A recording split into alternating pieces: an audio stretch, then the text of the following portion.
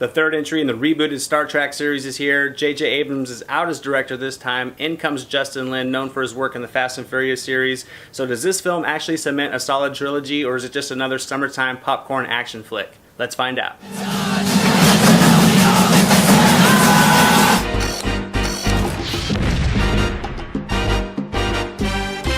Star Trek Beyond brings back all the original cast members from the first two films. It adds Idris Elba as the villain named Karl, as well as Sofia Boutella as the alien Jayla. This story follows the crew of the Enterprise as they embark on a 5-year mission deep into uncharted space, and on the first leg of this mission, their ship is attacked, it's all but destroyed, and the crew is basically left stranded, isolated, and separated from each other on a remote planet, and they basically must survive the elements to try to get communications back to their base, while this guy stops at nothing to destroy them and the Federation they represent. Now, I've always been a Star Wars man. Those films back in the day hold so much nostalgia to me. I did watch Next Generation growing up as a kid, but I never really would consider myself a Trekkie. But I really enjoyed the first two Star Trek films directed by J Abrams. I thought they were very entertaining, high-quality films. They paid respect to the source material, unlike all these other reboots and remakes these days that are clearly designed to make money first and entertain second. And when it was announced Justin Lin would be stepping into the director's chair of this movie, I was a little bit curious to how it was going to be. I enjoy his work in the Fast and Furious series. Those are some fun action movies, but I was a little apprehensive about how he was going to do in the science fiction genre. And as the trailers were released, they didn't really sell me too much. Now, there was some decent material in there, but there was also some that looked a little bit over the top.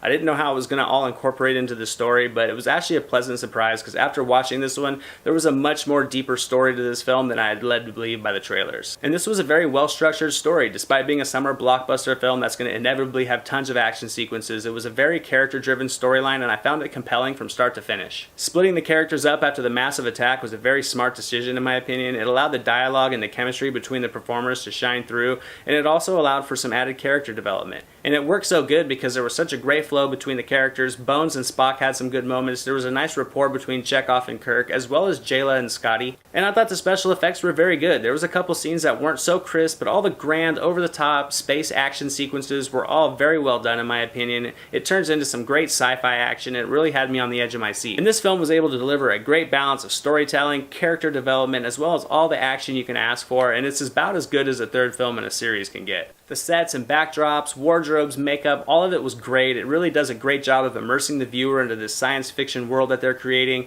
and the score by Michael Giacchino, I hope I pronounced that right, was awesome. It really added intensity to the scenes it needed to. It really carried the balance of emotion as the scenes played out, and it was all very effective. And I really enjoyed Idris Elba as the villain in this movie. I wish his character motivations would have been revealed a little bit earlier, but he was a nice, imposing, ominous figure for this movie. He was a great bad guy, and he really elevated the role more than the material really gave him the chance to. And overall, this was a great action film. It was fun, it was entertaining from start to finish, and I'm going to have to give Star Trek Beyond an A.